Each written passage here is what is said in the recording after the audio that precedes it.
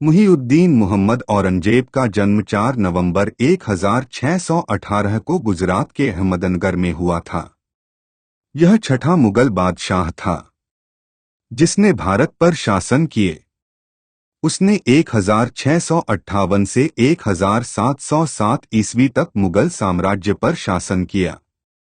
औरंगजेब ने भारतीय उपमहाद्वीप पर आधी सदी से भी ज्यादा समय तक राज्य किया। वह अकबर के बाद सबसे ज्यादा समय तक शासन करने वाला मुगल शासक था। अपने जीवन काल में उसने दक्षिण भारत में मुगल साम्राज्य का विस्तार करने का भरसक प्रयास किया, पर उसकी मृत्यु के पश्चात मुगल साम्राज्य सिकुड़ने लगा। औरंगजेब के शासन में मुगल साम्राज्य अपने विस्तार के चरमोत्कर्ष पर था। वह अपने समय का शायद सबसे धनी और शातिशाली व्यक्ति था, जिसने अपने जीवन काल में दक्षिण भारत में प्राप्त विजयों के जरिए मुगल साम्राज्य को 12.5 लाख वर्ग मील में फैलाया और 15 करोड़ लोगों पर शासन किया, जो कि दुनिया की आबादी का 1/4 था। गैर मुसलमान जनता पर शरीयत लागू करने वाला वह पहला मुसलमान शासक था। औरंगजेब के बचपन का अधिकांश समय नूरजहां के पास बीता था। 1643 में औरंगजेब को 10,000 जात एवं 4,000 सवार का मनसब प्राप्त हुआ। ओरछा के जूझर सिंह के विरुद्ध औरंगजेब को प्रथम युद्ध का अनुभव प्राप्त हुआ था। 18 मई 1637 को फारस के राजघराने की दिलरास बानो बेगम के साथ औरंगजेब का निकाह हुआ। 1636 से 1644 एवं 1652 से 1657 तक औरंगजेब गुजरात, 1645 मुल्तान, 1640 एवं सिंध का भी गवर्नर रहा। आगरा पर जाकर जल्दबाजी में औरंगजेब ने अपना राज्याभिषेक कोट अबुल मुज़फ़्फ़र मुहीउद्दीन मुज़फ़्फ़र औरंगजेब बहादुर आलमगीर कोट की उपाधि से 31 जुलाई 1658 को दिल्ली में करवाया। खजुवा एवं देवराई के युद्ध में सफल होने के बाद 15 मई 1659 को औरंगजेब ने दिल्ली में प्रवेश किया, जहां शाहजहां के शानदार महल में जून 1659 को औरंगजेब का दूसरी बार राज्याभिषेक हुआ। औरंगजेब के सिंहासनारूढ़ होने पर फारस के शाह ने मैत्री स्वरूप बुदाक बेग के नेतृत्व में एक दूत मंडल भेजा था। औरंगजेब पवित्र जीवन व्यतीत करता था। अपने व्यक्तिगत जीवन में वह एक आदर्श व्यक्ति था। वह उन सब दुर्गुणों से सर्वत्र मुक्त था जो एशिया के राजाओं में सामान्य थे। वह यति के जैसा जीवन जीता था। खाने पीने, वेशभूषा और जीवन की अन्य सभी सुविधाओं में वह बेहद संयम बरतता था। प्रशासन के कार्यों में व्यस्त रहते हुए भी वह अपनी जरूरतों को पूरा करने के लिए धार्मिक पुस्तक कुरान की नकल करके और टोपियां सीकर कुछ पैसा कमाने का समय निकाल लेता था। अपने साम्राज्य विस्तार के अंतर्गत औरंगजेब ने सर्वप्रथम असम को अपने अधिकार में करना चाहा। उसने मीर जुमला को बंगाल का सूबेदार नियुक्त किया और उसे असम को जीतने की जिम्मेदारी सौंपी। 1 नवंबर 1661 को मीर जुमला ने कूच बिहार की राजधानी को अपने अधिकार में कर लिया। असम पर उस समय अहोम जाति के लोग शासन कर रहे थे। मीर जुमला ने अहोमों को परास्त कर 1662 में गढ़गांव पर कब्जा कर लिया। कालांतर में असम के आंतरिक संघर्ष का फायदा उठाकर मुगलों ने 1670 में कामरूप के अतिरिक्त शेष असम पर पुनः अधिकार कर लिया। औरंगजेब की दक्षिण नीति के विषय में इतिहासकारों का मानना है कि अपनी साम्राज्यवादी प्रवृत्ति के कारण दक्षिण के राज्यों को औरंगजेब जीतना चाहता था। शाहजहां की भांति दक्कन के प्रति औरंगजेब की नीति भी अंशतः राजनीतिक हित से और अंशतः धार्मिक विचारों से प्रभावित थी। दक्षिण में मराठा शक्ति का शिवाजी के नेतृत्व में वहां के शिया संप्रदाय के सुल्तानों के सहयोग से दिन प्रतिदिन उत्थान हो रहा था। इस कारण भी औरंगजेब ने दक्षिण राज्यों को कुचलना चाहा। इस मत का समर्थन आधुनिक इतिहासकार करते हैं। औरंगजेब के दक्षिण में सैनिक अभियान के पीछे उपरोक्त कारण ही विद्यमान थे। बीजापुर 1657 से 1687। सिंहासन पर बैठने के उपरांत औरंगजेब ने बीजापुर के शासक आदिल शाह द्वितीय को 1657 की संधि का पालन न करने के कारण दंड देने के लिए जयपुर के राजा जयसिंह को 1665 में दक्षिण भेजा। जयसिंह ने बीजापुर के पूर्व शिवाजी के खिलाफ महत्वपूर्ण लड़ाई में सफलता प्राप्त कर 1665 में पुरंदर की संधि की। पुरंदर के बाद जयसिंह ने शिवाजी के सहयोग से बीजापुर पर नवंबर 1665 में आक्रमण किया। प्रारंभिक सफलता से उत्साहित होकर जयसिंह ने कई गलत निर्णय लिए, जिस कारण वह बीजापुर पर अधिकार करने में असफल रहा। औरंगजेब ने नाराज होकर जयसिंह को 1666 में वापस आने का आदेश दिया। रास्ते में बुरहानपुर की समीप 11 जुलाई 1666 को जयसिंह की मृत्यु हो गई। दिसंबर 1672 में आदिल शाह की मृत्यु के बाद उसका अल्पवयस्क पुत्र सिकंदर आदिल शाह बीजापुर का सम्राट बना। उसके समय में बीजापुर में 2 गुट, एक खवास खां के नेतृत्व में एवं दूसरा बहलोल खां के नेतृत्व में सक्रिय था। दोनों गुटों के आंतरिक मतभेदों का फायदा उठाकर मुगल सूबेदार बहादुर खां ने 1676 में बीजापुर पर आक्रमण किया, परंतु अभियान असफल रहा। 1679 में दिलेर खां को दक्कन का सूबेदार बनाकर बीजापुर को जीतने का अधिकार सौंपा गया। उसके सहयोग हेतु शाह आलम भी दक्षिण आया, परंतु इन दोनों को भी असफलता का सामना करना पड़ा। अप्रैल 1685 में शाहजादा आजम के नेतृत्व में मुगल सेनाओं ने बीजापुर पर आक्रमण किया। कई महीनों तक दुर्ग को घेरे रखने पर भी कोई सफलता नहीं मिलने पर 13 जुलाई 1685 को स्वयं सम्राट औरंगजेब ने आक्रमण की कमान अपने हाथों में ले ली। परिणामस्वरूप 22 सितंबर 1685 को बीजापुर के शासक सिकंदर आदिल शाह ने आत्मसमर्पण कर दिया। औरंगजेब ने सिकंदर शाह का स्वागत किया और उसे खान का पद दिया तथा 1 लाख रुपए वार्षिक पेंशन भी दी और उसे दौलताबाद के दुर्ग में कैद करवा दिया, जहां 23 अप्रैल 1700 को इसकी मृत्यु हो गई। अंततः बीजापुर मुगल अधिकार में आ गया। 1656 में गोलकुंडा के सुल्तान एवं मुगल सम्राट के बीच हुई संधि की अवहेलना करने, मुगलों के साथ संघर्ष में बीजापुर एवं मराठों को सहयोग करने तथा हीरे जवाहरात सोने चांदी के खानों की भरमार के कारण ही औरंगजेब ने गोलकुंडा पर अधिकार करने का निर्णय किया। यवनों का आक्रमण। पुष्यमित्र के शासनकाल की सर्वप्रमुख घटना यवनों के भारतीय आक्रमण की है। विभिन्न साक्ष्यों से पता चलता है कि यवन आक्रमणकारी बिना किसी अवरोध के पाटलिपुत्र के निकट आ पहुंचे। इस आक्रमण की चर्चा पतंजलि के महाभाष्य, गार्गी संहिता तथा कालिदास के मालविकाग्निमित्र नाटक में है। पतंजलि पुष्यमित्र के पुरोहित थे। अपने महाभाष्य में उन्होंने अनद्यतन लंग का प्रयोग समझाते हुए लिखा है, यवनों ने साकेत पर आक्रमण किया। यवनों ने माध्यमिका चित्तौड़ पर आक्रमण किया। गार्गी संहिता में स्पष्टत इस आक्रमण का उल्लेख हुआ है, जहां बताया गया है कि दुष्ट विक्रांत यवनों ने साकेत, पंचाल तथा मथुरा को जीता और पाटलिपुत्र तक पहुंच गए। प्रशासन में घोर अव्यवस्था उत्पन्न हो गई तथा प्रजा व्याकुल हो गई, परंतु उनमें आपस में ही संघर्ष छिड़ गया और वे मध्य देश में नहीं रुक सके। यह निश्चित नहीं कि इस यवन आक्रमण का नेता कौन था। कुछ विद्वान उसका नेता डेमेट्रियस को तथा कुछ मेनांडर को मानते हैं। नगेंद्र नाथ घोष के विचार में भारत पर 2 यवन आक्रमण हुए थे।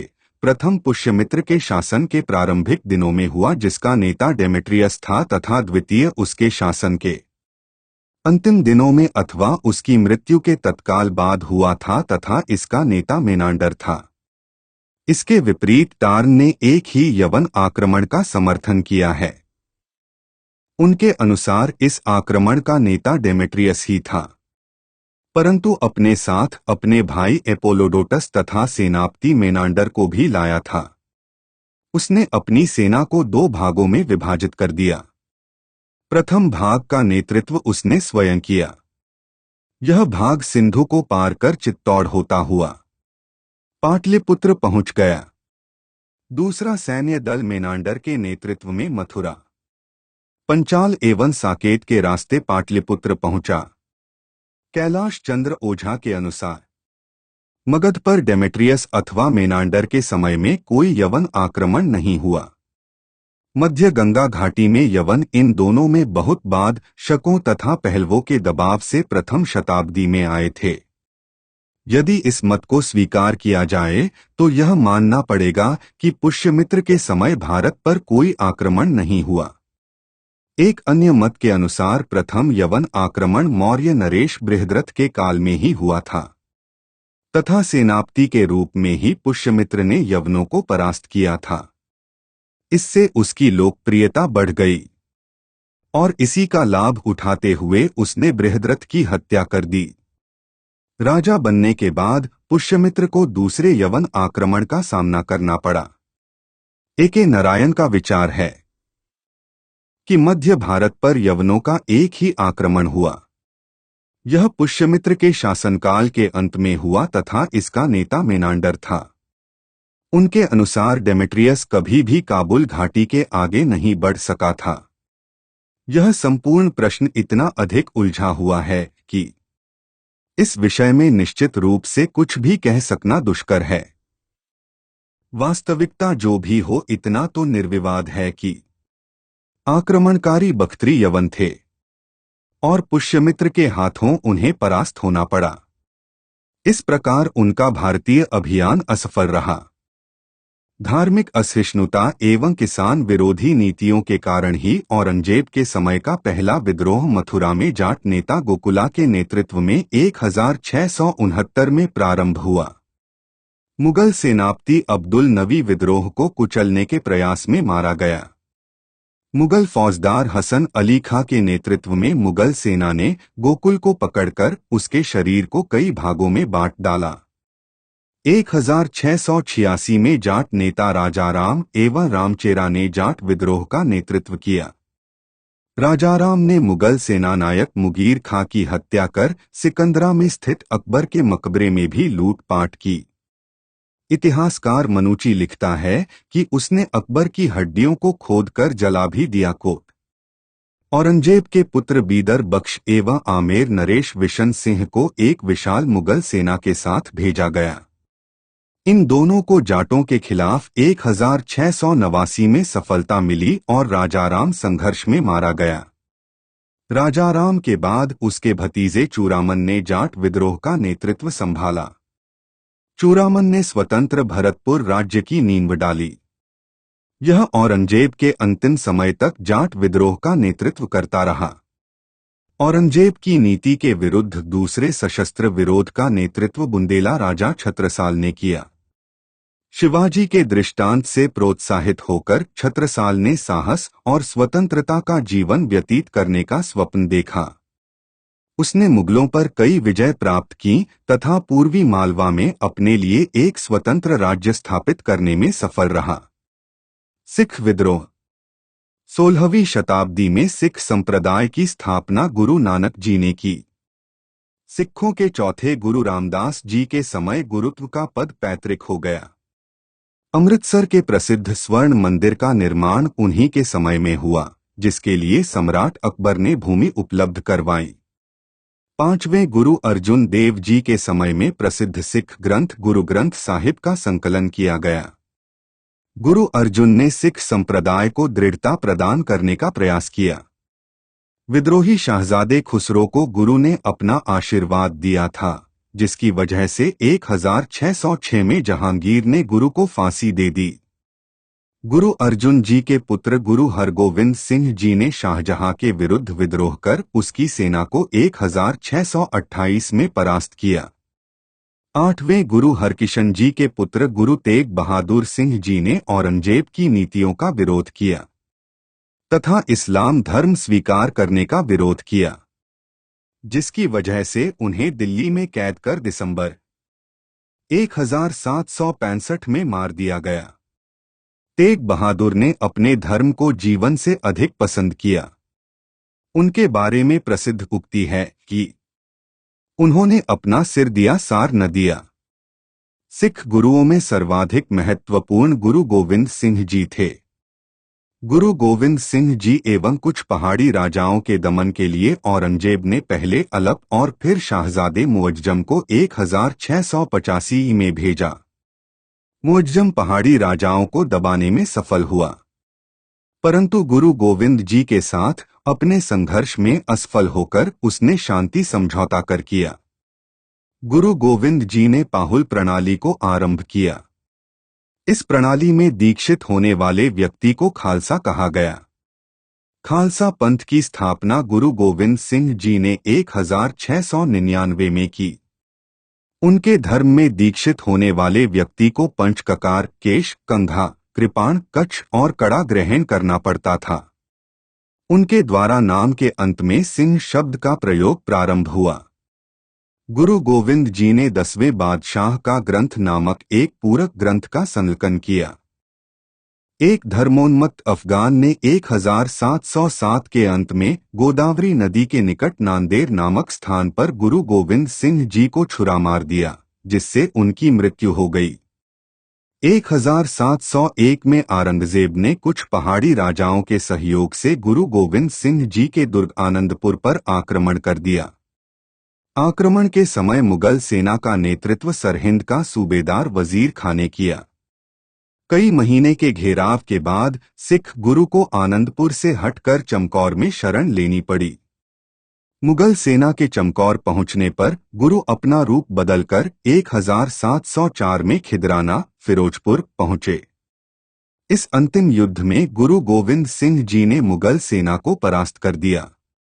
1707 में औरंगजेब की मृत्यु के बाद मुगल शक्ति क्रमश क्षीण होती गई। सिख सरदारों ने इस अवसर का फायदा उठाकर छोटे छोटे स्वतंत्र राज्य स्थापित कर लिए। 1672 में सतनामियों का विद्रोह हुआ। ये मूल रूप से हिंदू भक्तों के अनुपद्रवी संप्रदाय थे। इनका केंद्र नारनौल, पटियाला एवं मेवाल, अलवर क्षेत्र में था। ये लोग व्यापार एवं खेती करते थे। धर्म के मामले में उन्होंने सतनाम की उपाधि से अपने को सम्मानित किया है। सतनामियों के विद्रोह का तात्कालिक कारण था एक मुगल पैदल सैनिक द्वारा उनके एक सदस्य की हत्या करना।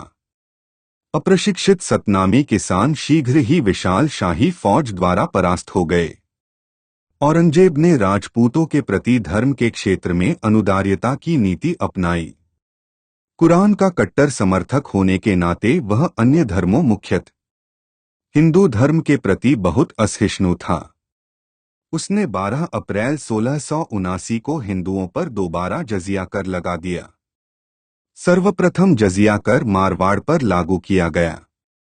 धार्मिक क्रियाकलापों, त्योहारों एवं उत्सवों को प्रतिबंधित करते हुए औरंगजेब ने हिंदुओं से तीर्थयात्रा कर पुण्य वसूलना शुरू कर दिया। बड़ी संख्या में हिंदू मंदिरों को तोड़वाने का आदेश देकर नवीन एवं पुराने मंदिरों के निर्माण पर पूर्ण प्रतिबंध लगा दिया गया। औरंगजेब की इन नीतियों का राजपूतों के ऊपर प्रत्यक्ष प्रभाव पड़ना स्वाभाविक था। आधुनिक इतिहासकारों का मानना है कि औरंगजेब मुगल वंश के अन्य शासकों की तरह राजपूतों के प्रति मैत्री भाव रखता था। औरंगजेब ने यशवंत सिंह को दारा का सहयोग करने के बाद भी पुराना मनसब प्रदान कर गुजरात का सूबेदार बनाया। औरंगजेब के समय में हिंदू मनसबदारों की संख्या लगभग 33% थी, जबकि शाहजहां के समय में यह प्रतिशत मात्र 24.7% था। फिर भी यह कहा जा सकता है कि राजपूतों के प्रति औरंगजेब की नीति सदैव सहिष्णुता की नहीं थी। राजपूतों के प्रति उसकी कठोर नीति का सर्वाधिक महत्वपूर्ण कारण था राजपूत सरदारों द्वारा उत्तराधिकार की लड़ाई लड़ा जाना। मिर्जा राजा जयसिंह अपनी मृत्यु तक 1666 औरंगजेब का मित्र बना रहा। किंतु जयसिंह का पुत्र रामसिंह मराठों का कट्टर समर्थक था। मारवाड़ पर औरंगजेब की निगाहें काफी दिन से गड़ी थीं। 20 दिसंबर 1678 को जामरुद्र में महाराजा यशवंत सिंह की मृत्यु के बाद औरंगजेब ने उत्तराधिकारी के अभाव में मुगल साम्राज्य का बहुत बड़ा कर्ज होने का आरोप लगाकर उसे खालसा के अंतर्गत कर लिया। औरंगजेब ने यशवंत सिंह के भतीजे के बेटे इंद्र सिंह राठौर को उत्तराधिकार शुल्क के रूप में 36 लाख रुपए देने पर जोधपुर का राणा मान लिया। कालांतर में महाराजा यशवंत सिंह की विधवा से एक पुत्र पैदा हुआ, जिसका नाम अजीत सिंह रखा गया। औरंगजेब ने यशवंत सिंह के पुत्र और उत्तराधिकारी पृथ्वी सिंह को जहर की पोशाक पहनाकर चालाकी से मरवा दिया। औरंगजेब ने अजीत सिंह और यशवंत सिंह की रानियों को नूरगढ़ के किले में कैद करा दिया। औरंगजेब की शर्त थी कि यदि अजीत सिंह इस्लाम धर्म ग्रहण कर ले तो उसे मारवाड़ सौंप दिया जाएगा। राठौर नेता दुर्गादास किसी तरह से अजीत सिंह एवं यशवंत सिंह की विधवाओं को साथ लेकर जोधपुर से भागने में सफल रहा। राठौर दुर्गादास की अपने देश के प्रति निस्वार्थ भक्ति के लिए कहा जाता है कि उस स्थिर हृदय को मुगलों का सोना सत्यपथ से डिगा न सका, मुगलों के शस्त्र डरा नहीं सके। मारवाड़ के बाद मुगल सेना ने हसनली खां के नेतृत्व में मेवाड़ के नरेश जयसिंह राणा पर आक्रमण किया। इस संघर्ष में दुर्गादास तथा राठौर के सैनिक भी राणा के साथ थे। फिर भी 1 फरवरी 1681 को राणा पराजित हो गया। मेवाड़ मुगलों के अधिकार में आ गया। शाहजादा अकबर को वहां का शासन सौंपा गया, परंतु कुछ समय बाद राणा राजसिंह शाहजादा अकबर को पराजित करने में सफल रहा। अकबर की पराजय के बाद औरंगजेब ने आजम को चित्तौड़ भेजा। कालांतर में उसके औरंगजेब 3 पुत्रों अकबर, आजम एवं मुअज्जम ने 3 ओर से मेवाड़ पर आक्रमण किया, परंतु वे आशिंक सफलता ही प्राप्त कर सके। इस बीच औरंगजेब के पुत्र अकबर ने दुर्गादास के बहकावे में आकर अपने पिता के खिलाफ विद्रोह की घोषणा करते हुए स्वयं को 11 जनवरी 1681 को भारत का सम्राट घोषित कर दिया। उस समय अजमेर में पड़ाव डाले औरंगजेब के पास इतने भी सैनिक नहीं थे कि वह विद्रोही शाहजादे को दंड दे सके, परंतु सौभाग्य से सहयोग प्राप्त नहीं हो सका, जिसकी अपेक्षा से उसने विद्रोह किया था। औरंगजेब कूटनीति के सहयोग के सहारे दुर्गादास को अकबर से अलग करने में सफल हुआ। राजपूतों के सहयोग के अभाव में अंतत अकबर के समर्थक मुगल सम्राट की सेना में मिल गए। यह सब 12 जनवरी 1681 को अजमेर के दोराहा नामक स्थान पर हुआ, जहां पर दोनों ओर की सेनाएं आमने सामने थीं। अकबर राजपूतों की सहायता से निराश होकर अंतत शिवाजी के पुत्र शंभुजी के पास चला गया, जहां पर 1704 में उसकी मृत्यु हो गई। राणा राजसिंह की मृत्यु के बाद राणा जयसिंह मेवाड़ का शासक हुआ। 24 जून 1681 को राणा जयसिंह एवं औरंगजेब के मध्य एक संधि हुई।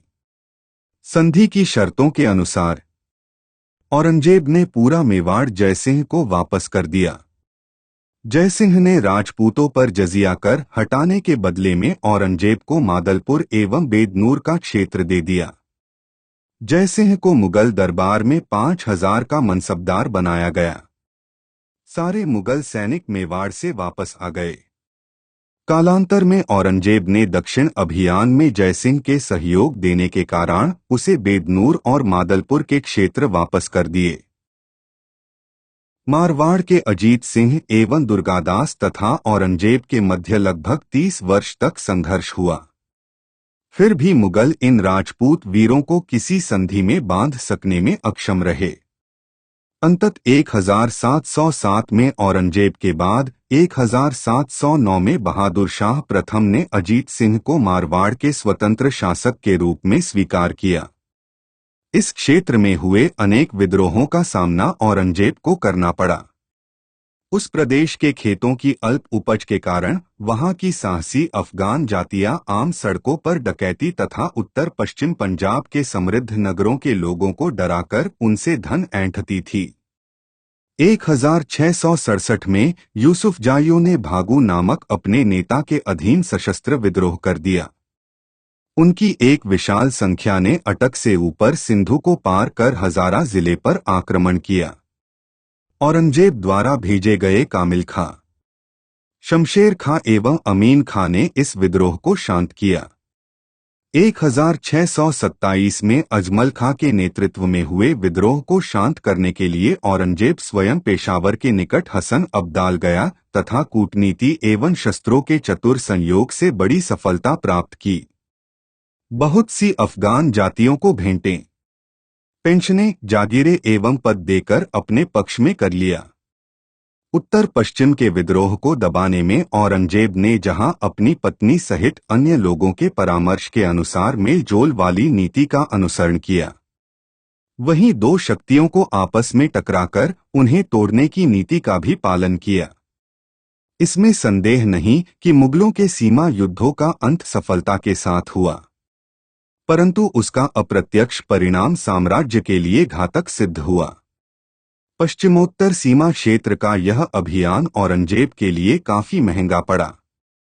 धन जन की हानि के साथ दक्षिण भारत में मुगलों की स्थिति कमजोर हुई। अपने जीवन के अंतिम समय में औरंगजेब को अपने किए पर घोर पछतावा हुआ तथा प्रायश्चित के साथ ही उसकी मृत्यु हो गई। सम्राट औरंगजेब ने इस्लाम धर्म के महत्व को स्वीकारते हुए कुरान को अपने शासन का आधार बनाया। उसने सिक्कों पर कलमा खुदवाना, नौरोज का त्योहार मनाना, भांग की खेती करना, गाना बजाना आदि पर रोक लगा दी। 1663 में सती प्रथा पर प्रतिबंध लगाया, तीर्थ कर पुण्य लगाया। अपने शासनकाल के 11 वर्ष में झरोखा दर्शन, 12वें वर्ष में तुलादान प्रथा पर प्रतिबंध लगा दिया। 1668 में हिंदू त्योहारों पर प्रतिबंध लगा दिया। 1699 में उसने हिंदू मंदिरों को तोड़ने का आदेश दिया। बड़े बड़े नगरों में औरंगजेब द्वारा मुहतसिब सार्वजनिक सदाचारा निरीक्षक को नियुक्त किया गया। 1669 में औरंगजेब ने बनारस के विश्वनाथ मंदिर एवं मथुरा के केशव देव मंदिर को तुड़वा दिया। उसने शरीयत के विरुद्ध लिए जाने वाले लगभग 80 करों को समाप्त करवा दिया। इन्हीं में आबवाब नाम से जाना जाने वाला रायदारी परिवहन कर और पांडारी चुंगी कर नामक स्थानीय कर भी शामिल थे। औरंगजेब दारुल हर्ब काफिरों का देश भारत को दारुल इस्लाम इस्लाम का देश में परिवर्तित करने को अपना महत्वपूर्ण लक्ष्य मानता था। औरंगजेब के समय में ब्रज में आने वाले तीर्थ यात्रियों पर भारी कर लगाया गया। मंदिर नष्ट किए लगे, जजिया कर फिर से लगाया गया और हिंदुओं को मुसलमान बनाया गया। तोड़े गए मंदिरों की जगह पर मस्जिद और सराय बनाई गईं तथा मकतब और कसाईखाने कायम किए गए। हिंदुओं के दिल को दुखाने के लिए गोवध करने की खुली छूट दे दी गई। जब ब्रज में इतना अत्याचार होने लगा, तब यहाँ के धर्मप्राण भक्तजन अपनी देव मूर्तियां और धार्मिक पोथियों को लेकर भागने का विचार करने लगे। किंतु कहाँ जाएं, यह उनके लिए बड़ी समस्या थी। वे तीर्थ स्थानों में रहकर अपना धर्म कर्म करना चाहते थे, किंतु यहाँ रहना उनके लिए असंभव हो गया था। मथुरा की दुर्दशा। उस समय कुछ प्रभावशाली हिंदू राज्यों की स्थिति औरंगजेब के मजहबी तानाशाही से मुक्त थी। ब्रज के अनेक धर्माचार्य एवं भक्तजन अपने परिकर के साथ वहां जाकर बसने लगे। उस अभूतपूर्व धार्मिक निष्क्रमण के फलस्वरूप ब्रज में गोवर्धन और गोकुल जैसे समृद्धिशाली धर्मस्थान उजड़ गए और वृंदावन शोभाहीन हो गया था। औरंगजेब के शासन में ब्रज की जैसी बर्बादी हुई, उसका वर्णन नहीं किया जा सकता है।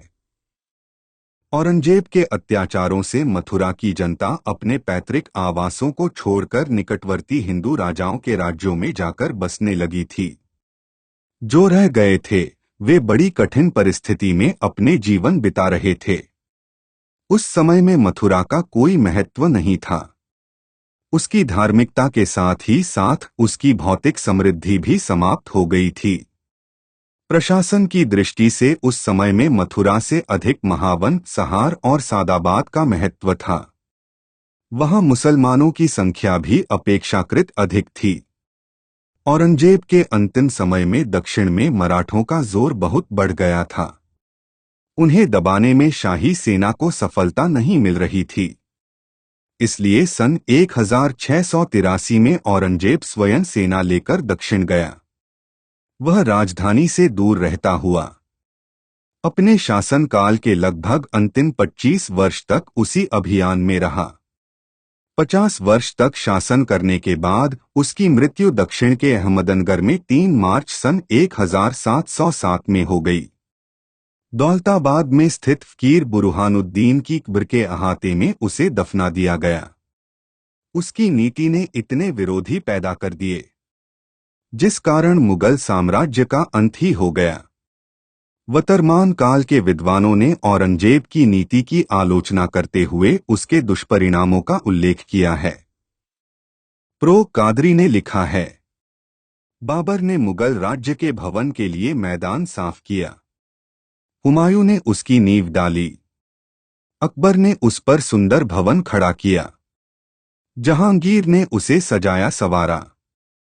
शाहजहां ने उसमें निवास कर आनंद किया, किंतु औरंगजेब ने उसे विध्वंस कर दिया था। डॉक्टर रामधारी सिंह का कथन है, बाबर से लेकर शाहजहां तक मुगलों ने भारत की जिस सामाजिक संस्कृति को पाल पोसकर खड़ा किया था उसे औरंगजेब ने एक ही झटके से तोड़ डाला और साथ ही साम्राज्य की कमर भी तोड़ दी। वह हिंदुओं का ही नहीं सूफियों का भी दुश्मन था और सरमद जैसे संत को उसने सूली पर चढ़ा दिया। औरंगजेब के पुत्रों में बड़े का नाम मुअज्जम और छोटे का नाम आजम था। मुअज्जम औरंगजेब की मृत्यु के बाद मुगल सम्राट हुआ।